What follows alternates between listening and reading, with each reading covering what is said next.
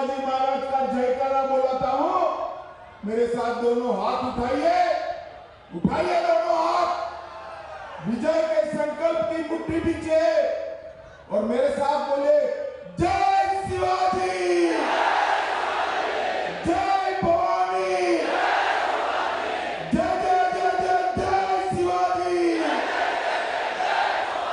जय जय जय जय जय भवानी, जय श्री राम, जय जय श्री राम। आज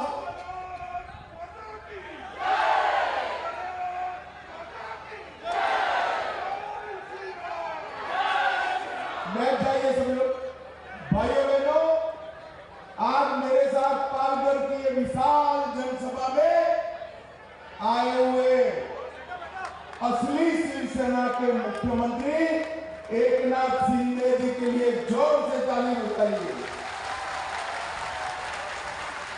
श्री रविंद्र चौहान जी, राजेंद्र गावित जी, महेंद्र पाटिल जी, राजेश शाह जी, राजाराम मौलिक जी, राजा नाइक जी, मनोज पाटिल जी, ईश्वर फुले जी, अभय कक्कड़ जी, श्री विलास तरे जी, नंद कुमार जी, विश्वास पाठक जी, संतोष जनाटे जी, प्रकाश निगम जी, बहन रानी द्विवेदी जी, विवेक भाव, श्री नीलेश तेंदुलकर, स्नेहा दुबे, बसंत चौहान और आज जिनको जिताने के लिए मैं आया हूं, डॉक्टर हेमंत सावरा के लिए जोर से ताली बजाइए।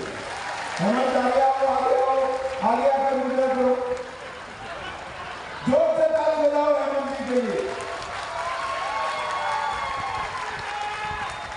देखिए पालघर वालों, हमारे यहाँ गुजरात में कहते हैं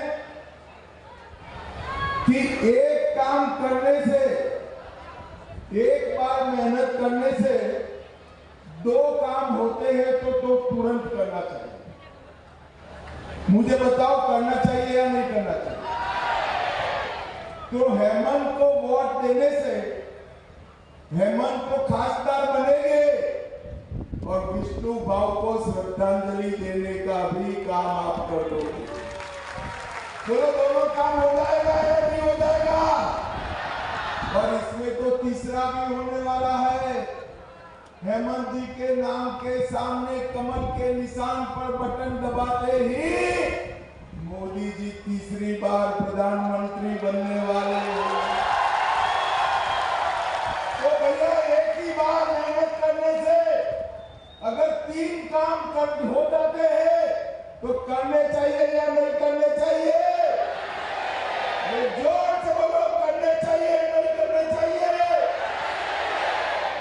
भाइयों बहनों, इतनी विषम मौसम में, आंधी में इतनी बड़ी संख्या में आप हेमंत जी के समर्थन में आए। मैं तो अपील करने आया था कि हेमंत सावरा को जिता दीजिए, मगर जरूरत ही नहीं थी, आपने ही यहाँ आकर उसको जिताने का काम किया। माताओं, भाइयों बहनों, सबसे पहले मैं झीलदायनी माता मंदिर को प्रणाम करता हूँ। है महालक्ष्मी, संतोषी माता, हीरवचिता, हुमादेव, वाघोवादेव, कंसारी देव और डोंगरी देव को प्रणाम कर मेरी बात की शुरुआत करना चाहता हूँ। क्रांतिकारी राघोजी भांगरे और जनजातीय समाज के संघर्षशील नेता जीविया सोमा मासे को भी प्रणाम कर मेरी बात की शुरुआत करना चाहता हूं। भाइयों बहनों, जीविया सोमा मासे ने अपने पेंटिंग से पूरे देश भर में इस क्षेत्र की कला को आगे बढ़ाने का नाम किया है। भाइयों बहनों, ये उद्धव ठाकरे एंड कंपनी अलग अलग बातें करके चुनाव को गुमराह करती है, शरद राव गुमराह करते, मगर पालघर वालों में कहने आया हूं कि चुनाव जो है मोदी जी को तीसरी बार प्रधानमंत्री बनाने का चुनाव है। ये चुनाव जो है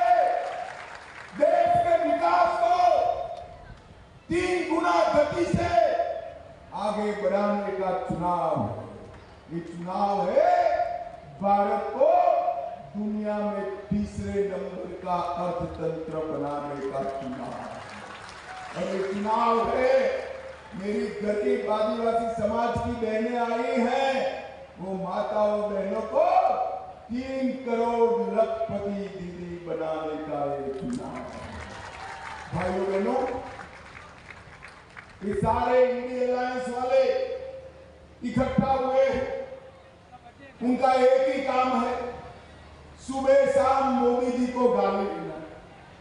मगर इस तरह से देश नहीं चलता है। मैं आज इंडिया अलायंस वालों को 1 महीने से पूछता हूं, उनका नेता कौन? भाई आप बहुमत में आओगे तो इस देश का प्रधानमंत्री कौन बनेगा? पालघर वालों, आप बता सकते हो क्या? बता सकते हो? चलो भाई, ऐसे में मैं एक एक कर पूछता हूं, उद्धव ठाकरे जी बन सकते हैं क्या? अरे जोर से बोलो, बन सकते हैं? शरद पवार जी बन सकते हैं? स्टालिन बन सकते हैं क्या? ममता दीदी बन सकती है क्या? अब देखो, हंसना मत, अंतिम नाम कहता हूँ, हंसना मत। राहुल बाबा बन सकते हैं क्या? क्यों हंसे यार? हंसने की तो ना बोली थी मैंने।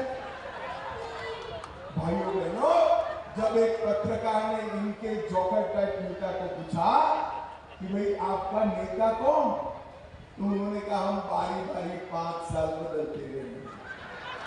अरे शरद राव, ये परचूरण की दुकान नहीं है। देश के प्रधानमंत्री देश का नेतृत्व करते हैं, दुनिया में देश का प्रतिनिधित्व करते हैं। मैं आज पूछना चाहता हूं इंडिया अलायंस वालों को, अगर बारी बारी प्रधानमंत्री का आपका फॉर्मूला लेकर निकले और कोरोना आया, तो इसमें से कोई जवाब दे सकता है क्या? अरे बोलो, देश को बचा सकता है क्या? पाकिस्तान को मुंह तोड़ जवाब दे सकता है क्या? आतंकवाद को समाप्त कर सकता है क्या? नक्सलवाद को समाप्त कर सकता है क्या? 7 करोड़ गरीबों को घर, बिजली, नल से जल, शौचालय, गैस, 5 लाख तक का पूरा बीमा और 5 किलो अनाज कोई दे सकता है क्या? भाइयों बहनों माताओं, अगर वो कोई दे सकता है तो केवल और केवल नरेंद्र मोदी दे सकते हैं।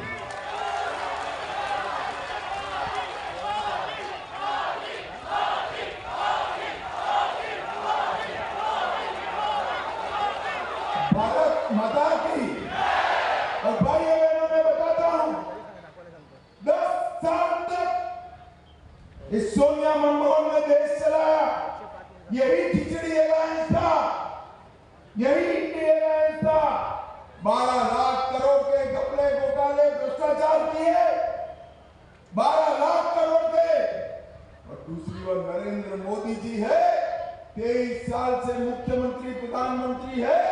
मोदी जी पर उनके विरोधी भी 4 आने का आरोप नहीं लगा सकते भैया, 4 आने का।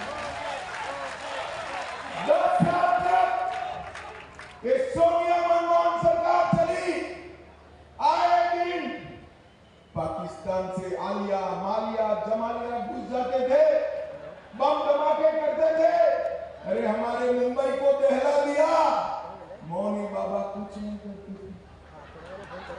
उनको डर लगता था हमारी वोट बैंक चली जाएगी, वोट बैंक चली जाएगी। मोदी जी आए, पाकिस्तान से को आदत जो लगी थी, उरी और पुलवामा में हमला किया। 10 ही दिन में मोदी जी ने पाकिस्तान के घर में घुसकर सर्जिकल स्ट्राइक और एयर स्ट्राइक कर आतंकवादियों का सफाया करने का काम नरेंद्र मोदी। अरे उद्धव ठाकरे, किसके साथ बैठे हो? जो कसाब की पैरवी करते हो, सत्ता के लिए उनके साथ बैठे हो, शर्म नहीं आती है? जो लोग कहते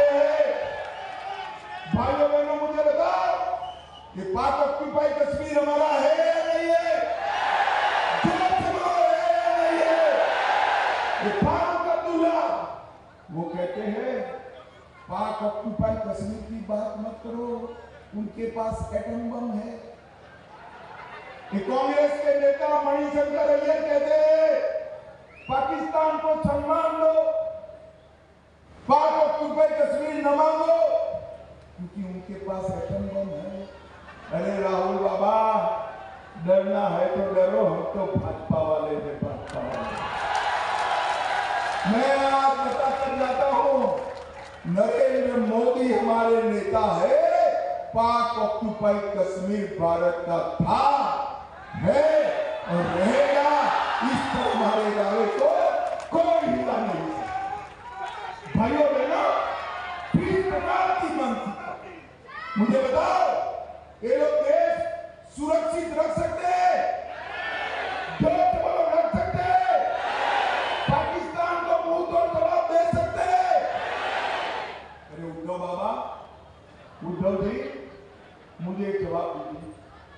आप जिस कांग्रेस पार्टी की गोदी में बैठे हो, वो कांग्रेस पार्टी कहती है कि हम ट्रिपल तलाक वापिस लाएंगे। आप इससे सहमत हो क्या? जरा उद्धव जी को बताना चाहिए।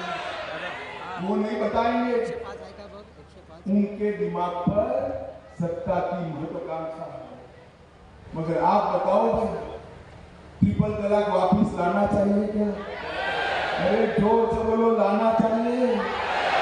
मुस्लिम पर्सनल लॉ लाना चाहिए। कांग्रेस वाले कहते हैं हम सत्ता में आएंगे तो ट्रिपल तलाक वापिस लाएंगे, देश को सरिया के आधार पर चलाएंगे। राहुल गांधी कान खोलकर सुन लो, हमारा चुनावी वादा है, पूरे देश में यूसीसी हम लाएंगे। देश सरिया से नहीं चलेगा, यूसीसी। माताओं भाइयों, कांग्रेस के समय में विभाजन हुआ आजादी के बाद, हमारा जो हिंदू सिख और जैन भाई बहन बांग्लादेश, अफगानिस्तान, पाकिस्तान में रह गए थे, उनको नागरिकता देनी चाहिए या नहीं देनी चाहिए? जोर से बोलो, देनी चाहिए। इसके लिए मोदी जी सीए का बिल लेकर आए। कांग्रेस पार्टी कहती है हम सीए का बिल समाप्त कर देंगे। अरे उद्धव जी, स्पष्टता करो, कांग्रेस पार्टी के सीए वापिस लेने के फैसले के साथ आप हो या नहीं? भाइयों बहनों, हजारों घुसपैठिए इनकी इंडी अलायंस की पार्टनर ममता बनर्जी के राज्य से होकर मुंबई तक पहुंच जाते हैं। इनको रोकने वाला कोई नहीं। मगर चिंता मत करो, इस बार बंगाल में भी 30 कमल खिलने वाले हैं, 30 कमल। और मैं विश्वास दिलाता हूं, बंगाल में भाजपा के ही घुसपैठिए छोड़िए, परिंदा भी बॉर्डर क्रॉस नहीं कर पाएगा। भाइयों बहनों, मुझे बताओ कि कश्मीर जो है हमारा है या नहीं है? जो बोलो, है या नहीं है? ये खड़गे साहब कहते हैं राजस्थान और महाराष्ट्र वालों का कश्मीर से क्या लेंगे? अरे खड़गे साहब, आप 80 पार कर गए, मेरे बसई वालों को, पालघर वालों को नहीं जानते। यहाँ का बच्चा बच्चा कश्मीर के लिए अपनी जान दे सकता है। माताओं भाइयों बहनों, मुझे बताओ, धारा 370 हटानी चाहिए थी या नहीं हटानी चाहिए? जोर से बोलो, हटानी चाहिए थी या नहीं?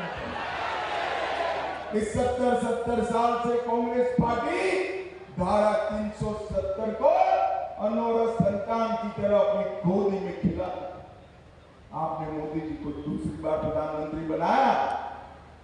5 अगस्त 2019 को मोदी जी ने धारा 370 को समाप्त, और हमेशा के लिए कश्मीर को भारत का हिस्सा बनाने का काम नरेंद्र मोदी। भाइयों बहनों, मैं आज बताना चाहता हूं, इतनी सारी माताएं बहनें बैठी है ना, ये हेमंत जी को एक ही बार आपको वोट देना है। अगली बार हो सके तो भगवान करे क्या होगा, भगवान जाने, मगर पूरी संभावना है हेमंत की जगह कोई महिला यहाँ प्रत्याशी खड़ी है, क्योंकि मोदी जी ने विधानसभाओं में और लोकसभा में 33% माताओं को आरक्षण देने का काम नरेंद्र मोदी जी ने किया है। भाइयों बहनों, मुझे बताओ, राम मंदिर कब का बनना चाहिए था या नहीं बनना चाहिए? जोर से बोलो, और जोर से बोलो। कि राम मंदिर को भी कांग्रेस पार्टी 70 साल तक कोर्टों में उलझाती रही। आपने मोदी जी को दूसरी बार प्रधानमंत्री बनाया, पूर्ण बहुमत दिया। मोदी जी ने 5 ही साल में केस भी जीता, भूमि पूजन भी किया और 22 जनवरी को प्राण प्रतिष्ठा कर जय श्री राम। और मित्रों, मेरे जीवन में मैंने ऐसा भक्ति का माहौल में सैलाब में पूरा देश जय श्री राम के नारों में मग्न। पर राहुल बाबा, उद्धव जी, शरद पवार, सुप्रिया सुए, इन लोगों को प्राण प्रतिष्ठा का निमंत्रण मिला था, वो नहीं गए। क्यों नहीं गए मालूम है? क्यों नहीं गए नहीं मालूम है? मैं बताता हूं। वो अपनी भिंडी बाजार वाली वोट बैंक से डरते हैं, इसलिए नहीं गए। एकनाथ जी पूरी कैबिनेट लेकर राम भगवान को प्रणाम कर प्रसाद लेकर महाराज के लिए आशीर्वाद लेकर आए। हम नहीं। भाइयों बहनों, 2 दिन पहले महाराष्ट्र कांग्रेस के अध्यक्ष नाना पटोले ने एक स्टेटमेंट दी कि हम सत्ता में आएंगे तो राम मंदिर का शुद्धिकरण करेंगे। अरे नाना पटोले, अक्कल कहां, घास चढ़ने गई है? जहां भगवान श्री राम स्वयं विराजमान है, वो जगह कभी अपवित्र हो सकती है? माताओं बहनों, हो सकती है? ये ना अपनी परंपराएं जानते हैं, ना अपने धर्म को समझते हैं। ये लोग केवल और केवल अपने स्वार्थ को समझते हैं, स्वार्थ को समझते हैं। भाइयों बहनों, मोदी जी ने आदिवासी समाज के लिए ढेर सारे काम किए। अटल जी ने आदिवासी कल्याण मंत्रालय बनाया। मोदी जी ने भगवान बिरसा मुंडा की जयंती को जनजातीय गौरव दिवस बनाया और 70 साल के बाद पहली बार आदिवासी गरीब घर की बेटी द्रौपदी मुर्मू को राष्ट्रपति महामहिम द्रौपदी मुर्मू। कांग्रेस के समय में आदिवासी कल्याण का बजट 25,000 करोड़ था। मोदी जी ने बढ़ाकर 1,25,000 करोड़ करने का काम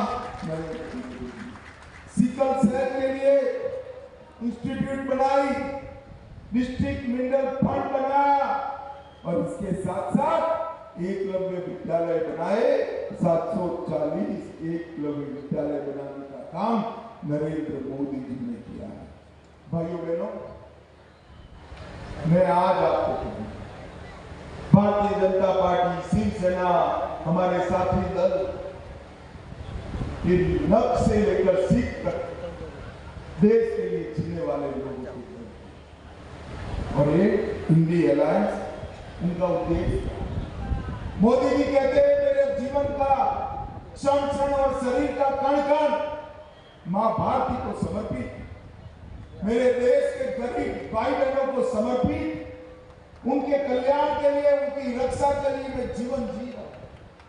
और मैं आज इंडी अलायंस वालों का उद्देश्य बताना चाहता हूं कि उद्धव जी का एकमात्र उद्देश्य आदित्य ठाकरे को मुख्यमंत्री बनाना, पवार साहब का एकमात्र उद्देश्य सुप्रिया सुळे जी को मुख्यमंत्री बनाना, ममता जी का एकमात्र उद्देश्य भतीजे को मुख्यमंत्री बनाना, लालू जी का एकमात्र उद्देश्य अपने बेटे को मुख्यमंत्री बनाना और सोनिया जी का एकमात्र उद्देश्य राहुल बाबा को प्रधानमंत्री बनाना। अब पालघर वालों मुझे बताओ, जो लोग अपने बेटे बेटी भतीजों के लिए काम करते हो, वो पालघर और वसई वालों का कल्याण कर सकते हैं क्या?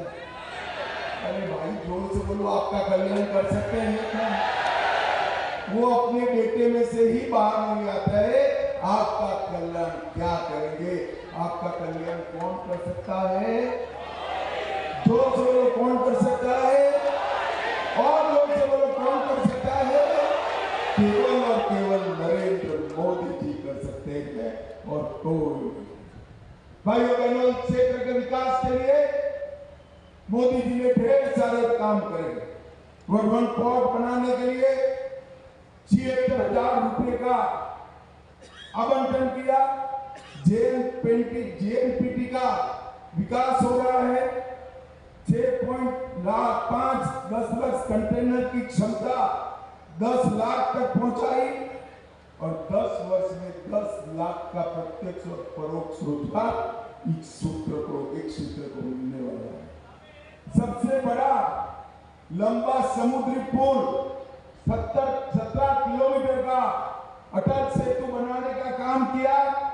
11,000 करोड़ से पंढरपुर में पालकी मार्ग का निर्माण हमारे नेता नरेंद्र मोदी। 1 लाख करोड़ से भारत की पहली बुलेट ट्रेन चलने वाली है। 5 नई वंदे भारत ट्रेन हुई। मुंबई गांधीनगर, मुंबई सोलापुर, मुंबई साईनगर, सीडीटी, नागपुर बिलासपुर और मुंबई गोवा। इस तरह से 5 वंदे भारत ट्रेन लेने का काम किया, और 40,000 करोड़ रुपया लेकर हमारी मेट्रो को 30 किलोमीटर मुंबई लेने का काम नरेंद्र मोदी जी ने किया, और 1800 करोड़ रुपया खर्च कर छत्रपति शिवाजी महाराज टर्मिनेशन और 123 रेलवे स्टेशनों का नया बिल्डिंग बनाने का काम नरेंद्र मोदी जी ने। उड़ान के तहत जलगांव, सोलापुर, कोल्हापुर, नासिक, नांदेड़, अमरावती, सिंधुदुर्ग, रत्नागिरी और गोंदिया का विकास।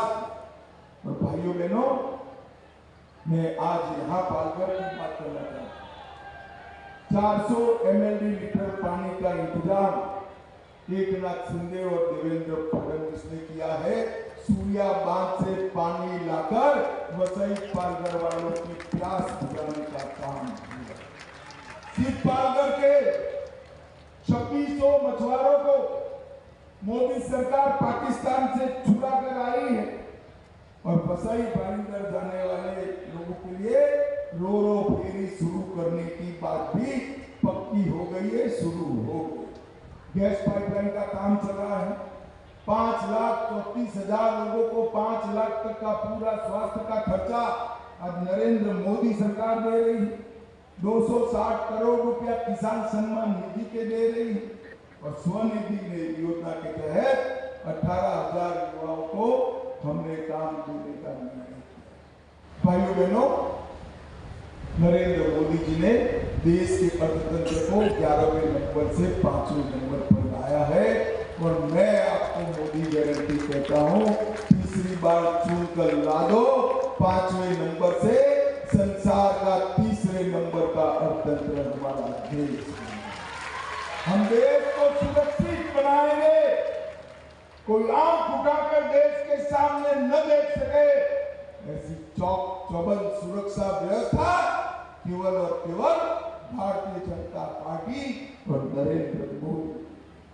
भाइयों बहनों, मुझे बताओ कि नरेंद्र मोदी के अलावे और कोई इस देश का नेतृत्व आज की स्थिति में कर सकता है क्या? ये चुनाव में हमारा एक ही लक्ष्य होना चाहिए, मोदी जी को 400 पार कराना, तीसरी बार प्रधानमंत्री बनाना और महान भारत की रचना करना।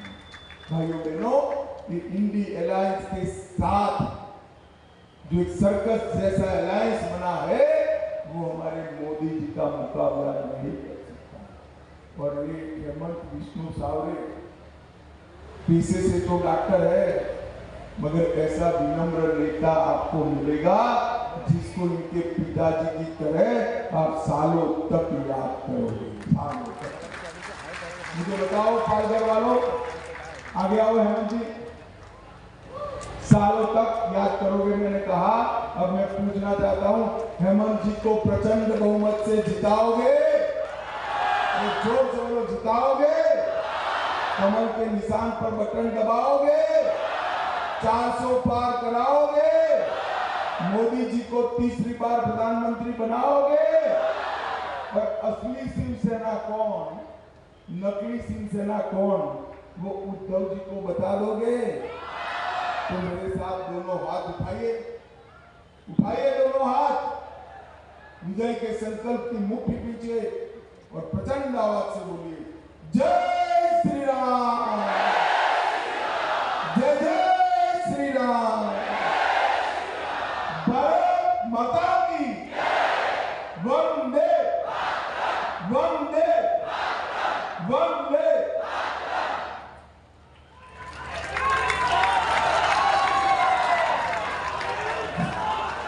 धन्यवाद अमित शाह जी। आज आपने इस वसई विहार के भूमि पर इस जनसभा को जो संबोधित किया है, उससे आने वाले 20 तारीख के इलेक्शन में आपको दिखाई देगा कि ये जनता क्या वोट करने वाली है। बहुत बहुत धन्यवाद। चिमाजी अप्पांच्या पदस्पर्शाने पावन झालेल्या या पवित्र भूमीत आज हा सोहळा संपन्न होत आहे। या सोहळ्यासाठी उपस्थित मंचासीन सर्व नेते, उपस्थित सर्व पत्रकार बंधू, उपस्थित सर्व महायुतीचे मान्यवर कार्यकर्ते, पदाधिकारी, या सर्वांचे इथे आभार प्रकट करते, पत्रकार बंधूंचे आभार प्रकट करते। मोठ्या संख्येने उपस्थित महिला भगिनी, युवा यांचे आभार इकडे प्रकट करते। पोलीस बांधव जे गेले 4 दिवस सतत इथे आपल्या सुरक्षिततेसाठी प्रयत्न करत आहेत, त्या सर्वांचे इथे आभार प्रकट करते। आपण एवढ्या मोठ्या संख्येने उपस्थित राहिला, आपल्या सर्वांचे पुनश्च आभार।